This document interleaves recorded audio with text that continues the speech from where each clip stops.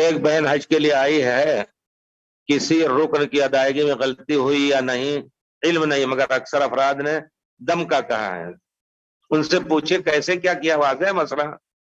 اور بھائی کہتے ہیں روزانہ کہتے ہیں کہ ہمیں ایک کو بتا دیجئے۔ تو حج کا طریقہ یہی ہے، عمرہ آپ نے کر لیا، طواف اور سعی کر کے احرام کھول دیا۔ اگر آپ نے 7 چکر کا کیا یقینی طور پر طواف اور سعی اور وضو سے تھے، طواف میں صحیح میں وضو کی ضرورت نہیں، تو انشاءاللہ عمرہ صحیح ہے، اور اس کے بعد بال کاٹنا ہے۔ اب ان سے پوچھئے، اسی طرح آپ کو حج بھی کرنا ہوگا 8 تاریخ، لوگ کہتے ہیں روزانہ بیان کر دیجئے حج کا مختصر طریقہ۔ 8 تاریخ کو منا جانا ہے، وہاں رات گزار کر کے صبح عرفات جانا ہے، منا میں ہر نماز اپنے وقت پر قصر پڑھنی ہے، اور عرفات جائیں گے 9 تاریخ کو، وہاں ظہر کے وقت ظہر اور عصر دونوں اکٹھی پڑھیں گے، پھر آپ عرفات سے ہو کر کے مزدلفہ آئیں گے۔ مزدلفہ میں جب بھی پہنچیں گے انشاءاللہ مغرب کا وقت ہو جائے گا، عرفات میں وہاں پڑھنا نہیں ہے، آ کر کے دونوں صلاۃ جمع تاخیر جس کو کہیں گے مغرب کو عشاء کے وقت، ایک اذان 2 اقامت سے ادا کر کے صبح نکلیں گے، منا آ کر کے ماریں گے 10 تاریخ کی کنکری کو۔ تو بھائی ان سے پوچھئے کہ ابھی جو انہوں نے کیا کوئی کمی تو نہیں ہوئی ہے؟ البتہ یاد ہے مجھے ہمارے دیوبندی بھائی، اللہ ہدایت دے ان کو، آپ کہیں گے ہر وقت پیچھے پڑا ہوا ہے، اس وجہ سے کہ میں چاہتا ہوں سب کی خیریت کے لیے، نصیحت کے لیے، کوئی ان سے ہمارا کوئی فائدہ نہیں ہے، نقصان ہے، نقصان صرف اس وجہ سے کہ دیکھ رہا ہوں دل محسوس رہا ہے، بہت افسوس ہوتا ہے۔ ہمارے بھائی کہتے ہیں کہ ہر حاجی کو 2 قربانی کرنی ہے، ایک قربانی تو تمتع کی غلطی ہو نہ ہو،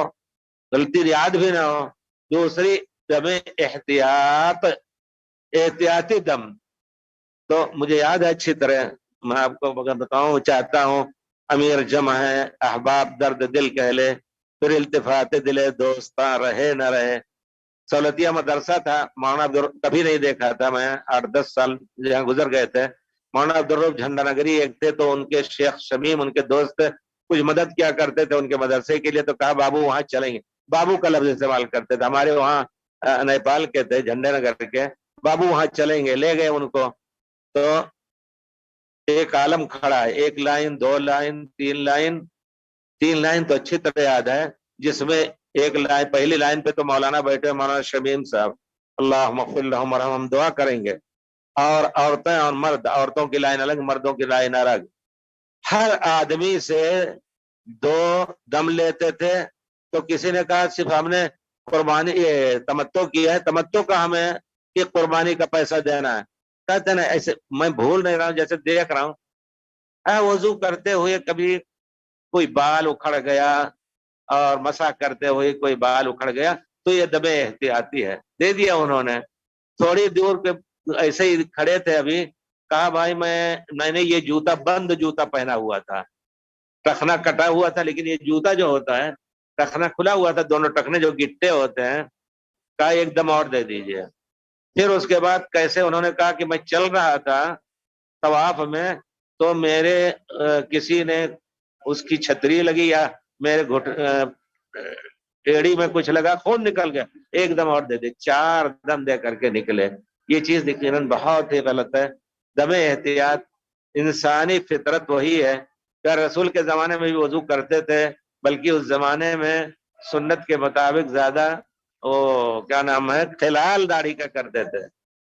خلال سنت ہے، لیکن پیارے رسول نے نہیں کہا کہ اگر اکھڑ جائے تو احتیاطی دم دو، ہاں جان بوجھ کر کے نہ اکھاڑیے، لیکن لیتے ہیں۔ تو اب آپ ان سے پوچھ لیجئے کیا کیا انہوں نے؟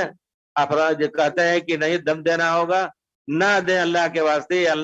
مسلمان پیسہ اتنا بیکار نہیں ہے، کسی غریب کو وہ دے دیجئے،